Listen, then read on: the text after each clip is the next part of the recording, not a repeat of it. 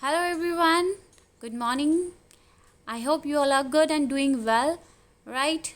Today we will learn some multiple choice questions related to the diagrams which are given in NCERT books. These diagrams are very important from the examination point. They may be asked in your board exams and also in NEET exams.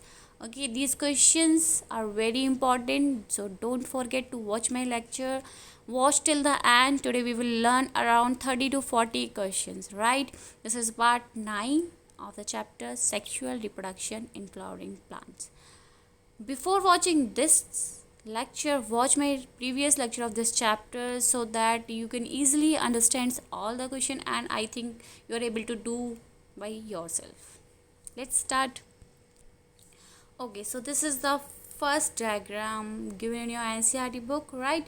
Floral paths, LS of flower, right? Longitudinal section of the flower. Let me choose the pen.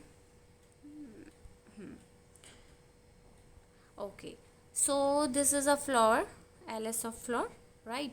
And these are the parts of the flower: sepal, colorful part, petal. Sepals are generally which color? Green, right? Sepal, petal, stamen. Anther and filament makes the male part known as the stamen, right?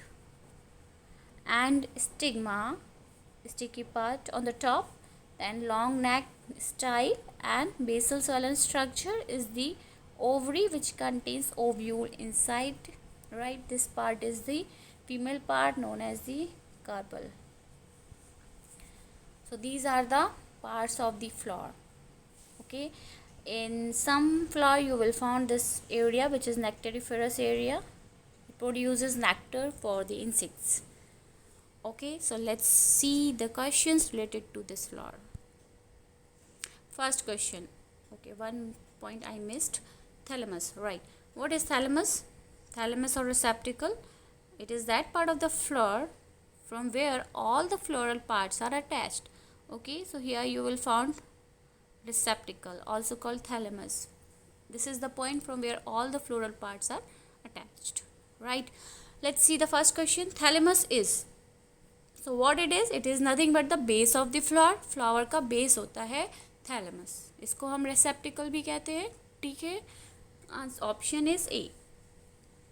Flower is complete when it has. Flower complete कब कहा जाएगा? जब flower के सारे parts होंगे. All the flower parts are available, right? Sepal, petal, stamen and pistil. If all the parts are there, then we say that the flower is complete, right? So these are the terms: calyx, corolla, endoecium, and technically we call them these calyx, corolla, endoecium and gynoecium, है ना, right? Sepal, petal or this stamen and pistil are their individual units, right? So this option A is correct. Okay, next question is apicalyx is, in some flower below the calyx you will found green part, one more word of the green part, that is the calyx, apicalyx. So it is the additional word of the calyx. calyx के पास एक और word होती है green color की, उसको बोलते हैं apicalyx. Okay, don't miss it with the bracts. Okay, bracts अलग होते हैं, लीफ जैसे होते हैं, और जो एपिकैलिक्स होती है वो कैलिक्स के बिल्कुल नीचे होती है, और ये एक एडिशनल वर्ड होती है कैलिक्स की. समझ गए? Next question is your flower in which only one set of essential organ is present are said to be. Okay, का क्वेश्चन है कि जिसमें एक ही ऑर्गन प्रेजेंट है. Okay, we are talking about essential organs. एक एसेंशियल ऑर्गन प्रेजेंट है. Non essential part कौन से होते हैं फ्लावर के? Calyx and Corolla. एसेंशियल होते हैं स्टैमेन एंड पिस्टिल. ओके, तो एसेंशियल एक ही है तो हम उस फ्लावर को क्या बोलेंगे? एक ही सेक्स ऑर्गन है. Unisexual. Uni means one, sex sexual means sex organ हो गया इधर, तो यूनी सेक्शुअल हो गया एक ही सेक्स ऑर्गन. बाइसेक्शुअल हो गया दो सेक्स ऑर्गन. मोनोशियस और डायोसियस कंडीशन यू नो, एक ही पेड़ में, एक ही प्लांट में दोनों मेल और फीमेल फ्लावर प्रेजेंट हैं, दोनों अलग अलग ब्रांचेस पे हैं, तो उसको बोलते हैं मोनोशियस कंडीशन. और डायोशियस हो गई जब दो प्लांट सेपरेटली ग्रो कर रहे हैं और एक पे फीमेल है और दूसरे पे मेल है, ठीक है। इस कंडीशन को बोलते हैं डायोशियस कंडीशन। ये सब मैंने पढ़ा दिया है, आप प्लीज़ पिछले लेक्चर्स वॉच करिए, ओके, ठीक है। तो अब हम आगे पढ़ते हैं। The male gametophyte in case of monocot is, monocot के केस में मेल गैमेटोफाइट तो एक ही होता है, that is the microspore, okay. यहाँ पे थोड़ा घुमा दिया है। In the case of monocot they are asking monocot and dicot male gametophyte is microspore which will form the pollens, right, okay. Now about stamens. Stamens represent, okay, stamens को हम क्या बोलते हैं, they are called microsporophyll and the pistil that is carpel known as megasporophylls, ठीक है। चलिए next, okay, this is your stamen, this is filament and upper part of the filament is the anther. So this is the diathecous anther which contains two lobes, so one here and this is the second lobe, two lobes are there and two lobes, in each lobe there are two microsporangia, ठीक है।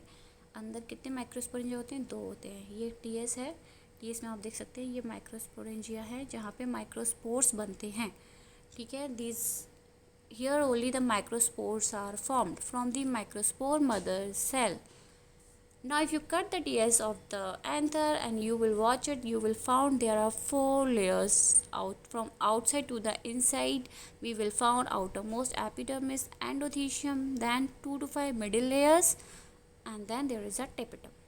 सबसे बाहर होती है epidermis, उसके नीचे endothecium, ठीक है, epidermis endothecium, then middle layer होती हैं 2-3 और उसके अंदर होती है टेपिटम। टेपिटम के बारे में बहुत क्वेश्चंस आते हैं, टेपिटम बहुत इंपॉर्टेंट है। टेपिटम का फंक्शंस होता है न्यूट्रिशन देना माइक्रोस्पोर मदर सेल को, ठीक है। उसके बाद माइक्रोस्पोर्स बनेंगे तो न्यूट्रिशन प्रोवाइड करना काम होता है टेपिटम का। बाकी जो आउटर लेयर्स हैं 3 layers, epidermis, endothecium and middle layer, they helps in anther dehiscence as well as in protection, right, okay, ठीक है। तो ये diagram sometimes it may be asked in your exam to label it. तो this is what we call is the line of dehiscence. Here from here only the anther dehisce and all the pollen grains are released, ठीक है। These are the pollen sex and small circular structure, they are the pollen grains, okay। Let's see the questions related to these diagrams. First question is, a diathecous anther consists of dash microsporangia in each lobe. A diathecous anther has how many microsporangia? For this just see the diagram again. So here we have seen 1 2 3 4 microsporangia are there, 2 in each lobe, ठीक है। एक lobe में 2 microsporangia हैं, total 4 microsporangia होते हैं। तो answer क्या हो गया, dithecous anther consist of 4 microsporangia, 2 in each lobe, ठीक है, क्लियर है। चलिए next question. Given diagram shows the microsporangium of a mature anther. ये माइक्रोस्पोरेंजियम का एक सेक्शन दिखाया हुआ है मैच्योर एंथर का। You have to identify A B and C. So already I had told you here the A is the endothelium, not epidermis, okay, it is not outermost layer, here it is the inside one, that is the endothelium.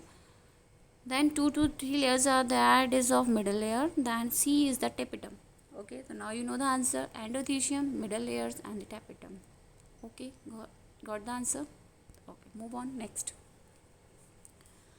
The innermost layer of the anther is tapetum whose function is, okay, ये मैंने बताया था कि tapetum का function होता है to provide the nutrition, okay, so this is the answer, nourishment or nutrition. Next question is Calais enzyme. Calais enzyme कौन secrete करता है? This enzyme dissolve callose of the protein tetras to separate 4 pollen grains. You know the pollen tetrad form, microspore जो होते हैं tetrad के form में बन जाते हैं, ठीक है। अब ये जो है माइक्रोस्पोर अलग होते हैं तभी तो पोलन बनेंगे, ये माइक्रोस्पोर अलग हो जाएंगे, ये क्योंकि अभी अटैच्ड है प्रोटीन की हेल्प से, कैलोस प्रोटीन की हेल्प से। अभी एंजाइम एक रिलीज़ होगी, वो कौन रिलीज़ करेगा, tapetum layer, that enzyme is released by a layer called the innermost layer, that is the tapetum, okay, this is the answer. Anthers is generally, anthers कितने microsporangia थे, कितने थे, 4 थे ना, तो आंसर हो गया टेट्रास्पोरेंजिएट। कितने आदमी थे, राइट, कितने थे ओके चलो कोई नहीं, just joking. Let's move on to the next question. Which of the following statement regarding the structure of microsporangium are correct. Question है कि कौन सा ऑप्शन माइक्रोस्पोरेंजियम के बारे में सही बोल रहा है, कौन सा स्टेटमेंट सही बोल रहा है। चलिए पढ़ते हैं। पहला स्टेटमेंट है Macrosporangium is generally surrounded by 4 wall layers. They are epidermis, endothelium, middle layers and epidermis. Okay, this is totally correct. 4 layer होती है। आउटर 3 लेयर का काम होता है प्रोटेक्शन में, डेहिसेंस हैं, ठीक है। 4 layer epidermis, endo and middle, इनका काम क्या है, इनका काम होता है प्रोटेक्शन में और एंथर के डेहिसेंस में। थर्ड लेयर के बारे में बात करते हैं, tapetum. Tapetum undergo meiosis, oh not at all, it does not undergo meiosis and produce microspore tetrad. नहीं, माइक्रोस्पोर टेट्राड किससे बोलते हैं, माइक्रोस्पोर मदर सेल से, ना कि टेपिटम से। तो क्या पूछा था question regarding the structure, correct पूछे थे, ठीक है। तो सही कौन कौन से हुए, पहला सही है, दूसरा सही है, first and second are correct, तो option A is correct. Okay, are you getting my point, very good. Let's move on. Refer the given statement. Okay, first statement is outer exine is made up of sporopollenin. Inner intine is made up of is pectocellulosic in nature. Okay, here the ये जो बात हो रही है वो किसकी हो रही है, पॉलन ग्रेन की। तो पॉलन ग्रेन का स्ट्रक्चर आप सभी ने देखा है, और नहीं देखा है तो प्लीज़ पार्ट 1 देख लीजिए, आपको समझ में आ जाएगा, ठीक है। तो पॉलन ग्रेन जो होता है उसके आउटर मोस्ट लेयर कैसी होती है, एक्साइन होती है। उसको जो आउटर लेयर जो होती है वो स्पोरोपोलिनिन की बनी होती है और मोस्ट रेजिस्टेंट ऑर्गेनिक मटेरियल है ये, ठीक है। और इनर जो लेयर होती है इंटाइन बोलते हैं, इट इज़ पेक्टोसेल्यूलोजिक इन नेचर। तो ये दोनों स्टेटमेंट अभी सही बात कर रहे हैं। नेक्स्ट स्टेटमेंट क्या कह रहा है, generative cell is bigger and contain abundant food reserve. जो पॉलन ग्रेन होता है, ठीक है, इस पॉलन ग्रेन में जनरेटिव सेल होती है, राइट। ये जनरेटिव सेल यहाँ पे बोल रहे हैं कि बिगर होती है, बड़ी नहीं, वेजिटेटिव सेल बड़ी होती है, जनरेटिव सेल इज़ स्मॉल, ठीक है। जनरेटिव सेल क्या होती है, ये जनरली जो वेजिटेटिव सेल का साइटोप्लाज्म होता है उसमें फ्लोट कर रही होती है, it is floating in the cytoplasm of the vegetative cell. Okay, getting my point.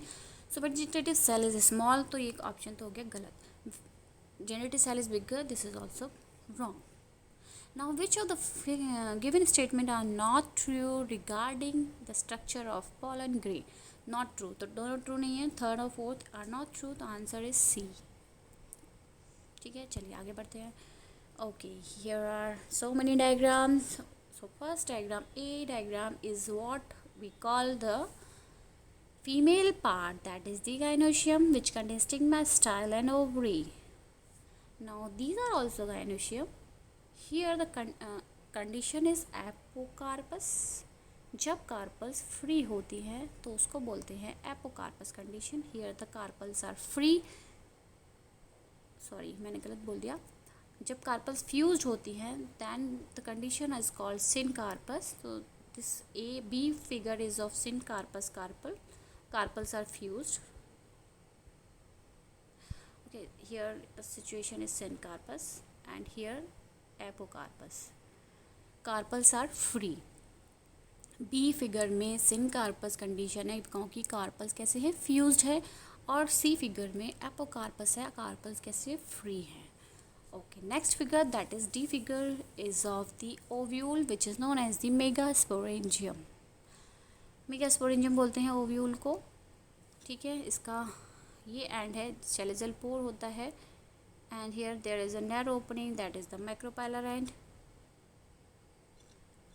Micropylar end of pole. Okay, 2 integuments are there, outer and inner integument. Inside inner integuments there are cells, these are known as the nucellus. Okay, this part is known as the nucellus, and then inside nucellus embryo sac is formed. Embryo sac is the female gametophyte, right, ठीक है। चलो ये diagram clear है। Now let's see this diagram here. Megaspore mother cell, जो nucleus cells होते हैं उसमें एक सेल डिफ्रेंशिएट हो जाती है, वो मेगास्पोर मदर सेल बनाती है। मेगास्पोर मदर सेल में मियोसिस होती है। तो मेगास्पोर मदर सेल कैसी होती है, अभी डिप्लॉयड होती है, ठीक है। इसमें मियोसिस होगी। इन meiosis, after meiosis it divides into 2 then 4. तो megaspore tetrad is formed. Okay, this is megaspore tetrad. 4 cells are formed. Micropylar end is this side and this is the chaliceal end. All the from these 4s, 3 gets degenerated. Only the one which is toward the chaliceal end remains. Now this cell now undergoes karyokinesis. इसका जो nucleus है वो divide होता है। पहले 2, एक बार division हुआ, 2 में डिवाइड हो गया, फिर 4 में हो गया, फिर 8 में हो गया। तो 3 बार डिवीजन हो गया इसका, ठीक है। कैरियोकाइनेसिस 3 टाइम्स हो गई। न्यूक्लियस अब कितने हो गए इस सेल के अंदर, 8 न्यूक्लियस हो गए, ठीक है। 8 न्यूक्लियस में से 3 मूव्स कर जाएंगे चैलिज़ल एंड की तरफ, 3 मूव्स कर जाएंगे आपके micropylar and 2 remain in the centre. ये सब मैंने पढ़ाया हुआ है, again I am repeating it. Okay, detail में पढ़ना है फिर से प्लीज़ प्रीवियस लेक्चर्स वॉच करिए। Now at maturity you will see this type of embryo sac. At the micropylar end, you will found 2 synergids and 1 egg. ठीक है। In the synergids, finger-like projections are present. They are known as the filiform apparatus. These filiform apparatus secrete some chemical which guides the entry of the pollen tube. So pollen tube की entry जो होती है chemical की तरफ होती है. That's why it is known as chemotropism. ठीक है। तो चैलिज़ल एंड की तरफ क्या बनती है, एंटीपोडल सेल्स। और माइक्रोपाइलर एंड की तरफ बनता है तुम्हारा एग एपरेटस, जिससे 2 सिनर्जिड्स होते हैं और एक क्या होती है, एग सेल होती है। 2 synergids and 1 egg cell makes your egg apparatus. Centre में 2 पोलर न्यूक्लियाई होते हैं, ठीक है। चलिए आप इतना जानते ही हैं। आप क्वेश्चन देखते हैं। पहला क्वेश्चन है, first question is the typical angiospermic ovule is attached to the placenta by means of a stalk called eggs. Body of the ovule fuses with eggs in the region called Y. Identify X and Y. Question में क्या बात हो रही है कि जो ovule है वो एक स्टॉक से जुड़ा होता है प्लेसेंटा से। उस स्टॉक को हम क्या बोलते हैं, ठीक है। तो उस स्टॉक का नाम बताना है आपको, और दूसरा बताना है body of the ovule fuses with eggs. अब जो बॉडी हो, ये चलो इसकी बात करते हैं डायग्राम की। ये बॉडी है ओव्यूल की, ये इसकी स्टॉक होती है। अब ये बॉडी जो है स्टॉक से फ्यूज़ होती है यहाँ पे। ये मार्क जो पूछा है ये क्या होता है, हाइलम मार्क। हाइलम मार्क होता है, और स्टॉक जो होती है उसको बोलते हैं फ्यूनिकल। तो एक्स हो गया फ्यूनिकल और वाई हो गया hilum. Answer is right. Next question is select the correct option regarding the ploidy level of the different structure of the angiosperms ovule. Okay, ovule की प्लॉइडी पूछ रहे हैं, ठीक है। Sorry, we are here. हाँ, तो ये जो प्लॉइडी हमें बतानी है इसमें, ठीक है। प्लॉइडी में आपको इजीली आपको सब कुछ याद हो जाएगा। एक तो आपको ये याद रखना है कि जो मेगास्पोर मदर सेल होती है वो डिप्लॉयड होती है, ठीक है। अब ये डिप्लॉयड है, अभी इसमें डिवीजन नहीं हुआ है, रिडक्शनल डिवीजन नहीं हुआ है। बाकी जो एम्ब्रियो सेक के अंदर जो सेल्स हैं they are haploid, otherwise rest the cells are diploid. Okay, तो let's see nucleus, megaspore mother cell and functional megaspore. Okay, अब फंक्शनल मेगास्पोर की बात कर रहे हैं तो वो तो हो गया N. Megaspore mother cell I already told you it is diploid 2n। Nucleus cells तो होती ही 2n है, ठीक है। इंटेग्यूमेंट सेल, चैलिज़ल पोल की सेल सारी जो क्या हैं डिप्लॉयड सेल्स हैं। तो 2n और n। Now you find out the answer. Answer is सी।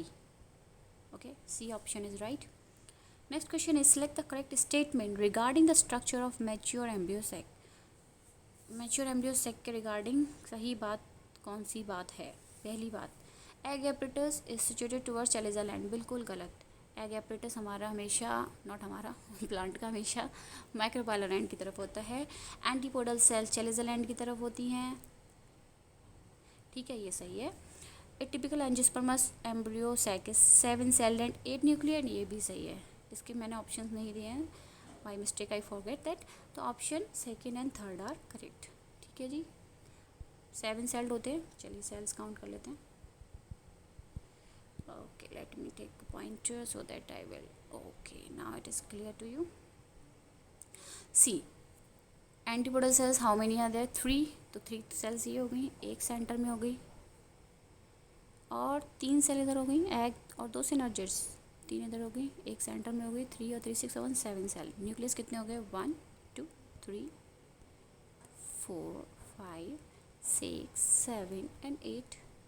ठीक है, तो आंसर हो गया 7 celled and 8 nucleate, right. Okay, very well done. Now move on to the next question. Which of the following option is correct? सही बताना है भाई, सही बताना है। The transfer of pollen grains from the anther to the stigma of same flower.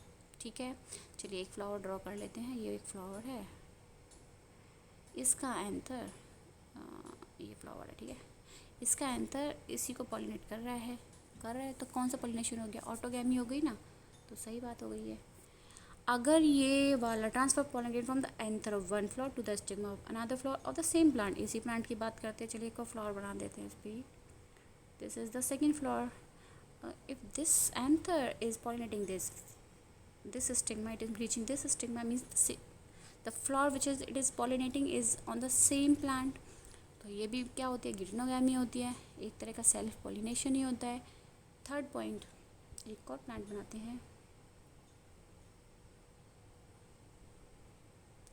Now this pollen is reaching here, it is pollinating, transfer pollen grain from the anther to the stigma of a genetically different plant। So these are two different plants, genetically different plants. This type of pollination is called xenogamy।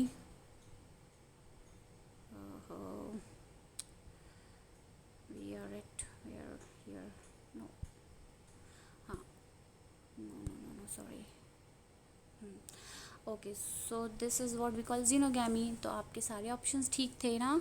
All are correct. Answer D is, option D is right. All of these are correct. Next question is which of the following is not a water pollinated plant? Zostera, Vallisneria, Hydrilla, cannabis.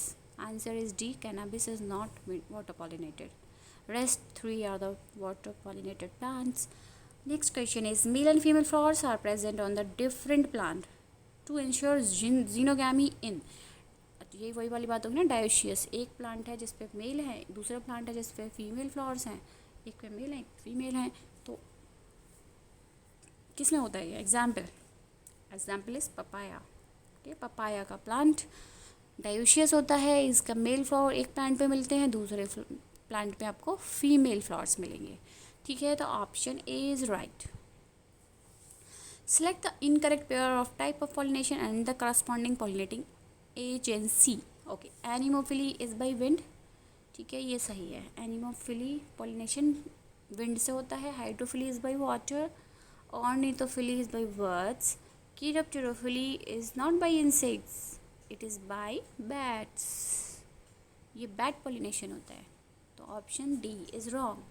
One of the most resistant biological material present in the exine, most biological resistant material, ये तो आप याद कर लीजिए, sporopollenin होता है। It is sporopollenin. Exine contains this material. Exine is made up of sporopollenin. Feathery stigma occurs in, feathery stigma होता है जनरली विंड पॉलिनेटेड प्लांट्स में। Option is your wheat. Fragrant flowers with well developed nectaries are an adaptation for। और nectar produce कर रहा है flower, तो किससे pollinated होगा? इंसेक्ट से ही तो होगा। तो आंसर क्या होगा? Entomophily. Okay, insect pollination. Malacophily is the pollination by snails. Anemophily by wind. Hydrophily by water. ठीक है, चलिए आगे देखते हैं। Identify the parts labelled A, B, C and D। A is your antipodal cell, C is your egg cell, okay, B synergids and D is the filiform apparatus। तो ये आपको labelling करने के लिए आ सकता है, ठीक है, इसे याद कर लीजिएगा। Next question is from the statement given below choose the option that are true for a typical female gametophyte of a flowering plant. इसी से रिलेटेड क्वेश्चन है। चलिए पहला देखते हैं। It is 8 nucleate and 7 cell at maturity. ठीक है, ये सही है। 8 न्यूक्लिएट होते हैं, 7 सेल्स होती हैं। It is free nuclear during the development. जब इसका डेवलपमेंट हो रहा होता है तो ये फ्री न्यूक्लियर होता है ना, आपको मैंने दिखाया था। 8 न्यूक्लियस बन जाते हैं, 1 2 3 4 5 6 7 8 लाइक दिस। तो ये भी ठीक हो गया। It is situated inside the integument but outside the nucleus. Nucleus के बाहर होता है क्या? ये नहीं होता है, ये तो न्यूक्लियस के अंदर होता है। It has an egg apparatus situated at the challenger land. Egg apparatus challenger land की तरफ है, बिल्कुल गलत। एग एपरेटस कहाँ है? माइक्रोपाइलर एंड की तरफ। तो आपके कुछ में पूछा था below option that are true. Okay, true पूछा है, तो कौन कौन सही हो गए? फर्स्ट एंड सेकंड ठीक है। Okay, option C is right. Next question, growth of pollen tube towards my embryo sac is chemotropic. Chemotropism होता है, मतलब ये जो ग्रोथ होती है वो केमिकल की तरफ होती है, तो कीमोट्रॉपिज्म हो गया ना। जियोट्रॉपिज्म, फोटोट्रॉपिज्म पढ़ा है ना आपने। जियोट्रॉपिज्म मीन्स ग्रेविटी की तरफ ग्रोथ, फोटोट्रॉपिज्म मीन्स लाइट की तरफ growth. Here the growth is towards chemical. Okay, तो that's why it is called chemotropism. Part of the gynoecium which receive pollen is called. भाई पॉलन किस कौन receive कर रहा है? यही तो कर रहा है। क्या है ये? स्टिग्मा है। आंसर हो गया आपका stigma. Part of the gynoecium that determines the compatible nature of the pollen. अब ये पॉलन जो रिसीव हुआ है, इज़ इट कंपैटिबल और not, whether the pollen tube will grow और नॉट। कंपैटिबल होगा तभी तो पॉलन जर्मिनेट करेगा ना। तो ये जो कंपैटिबिलिटी है, ये कौन पता करता है? Who determines the compatibility? कौन करता है? स्टिग्मा करता है। स्टिग्मा थोड़े केमिकल दे निकालता है, उससे पता चलता है कि this pollen is of the same species और नॉट। ये क्या दिख रहे हैं आपको? Thread like structure, these are the pollen tubes, these are the germinating pollens. Okay, these figures are given in your NCERT books. Okay, here this figure is very important. Remember all the labeling in this: synergids, filiform apparatus, male gametes, vegetative nucleus, egg nucleus, central cell and outer layer plasma membrane. ये सब आपको पता होना चाहिए, याद कर लेना।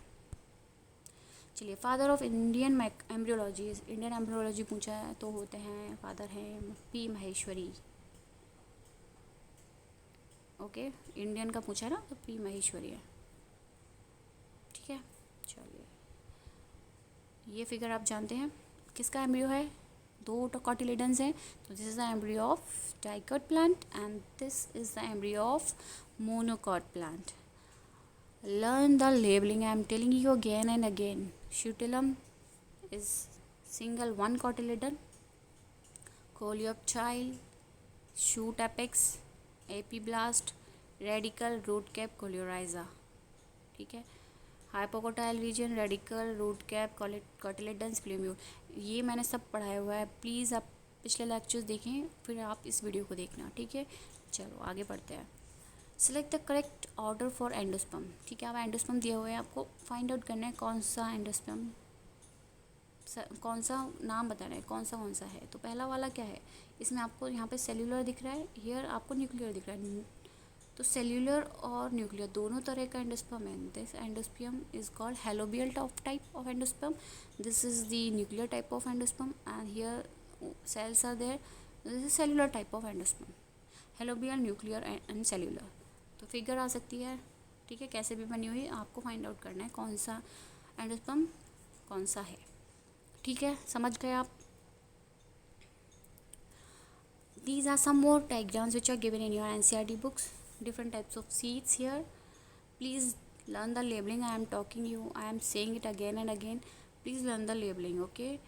ये पूछा जाता है एग्ज़ाम में, डायग्राम दे दिया जाता है, ये बताइए ये क्या है, स्ट्रक्चर 1 2 3 3 2 1 क्या है ये। ठीक है, okay, this is what, these are the false fruit. These fruits are formed by thalamus, apple, and this is the strawberry which is formed by the thalamus. ठीक है, ये false fruit है। true fruit आपको पता है which are formed from the ovary. Okay, so here we comes at the end. Now I am going to start a new chapter, sexual reproduction in humans.